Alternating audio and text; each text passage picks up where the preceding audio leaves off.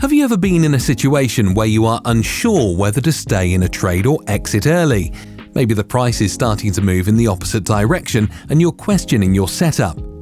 Recently, one of the Patreon supporters asked this: "I'm in a short trade. The price has moved in the downward direction well enough, but the price is now starting to range. How should I deal with this situation?"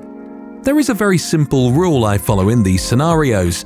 When in doubt, move the stop loss to break even. If the price continues to move in the entry direction, you continue to make a profit, and if the price reverses in the opposite direction, you have no risk, assuming you have also included broker charges in the break-even point. This is a general rule and is good for most scenarios.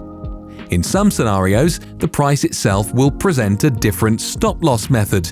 Because the price was ranging in the setup, another idea was to set the stop-loss above the range area. If the price breaks below the range, you make more profit, and if the price breaks above the range, you book a small profit, which is better than break-even.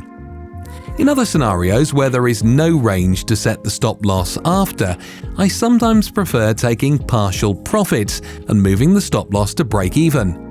This way, you still book some profit instead of booking nothing if the price goes back to break-even. The disadvantage of this is that you will also make less profit if the price continues to move in the entry direction.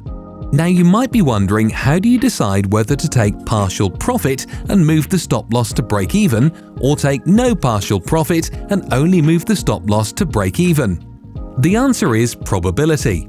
If you take a long trade and the price shows a reversal pattern near a resistance area, then the price has a higher probability of reversing. In this case, it is a good idea to prefer taking partial profits and moving the stop-loss to break-even.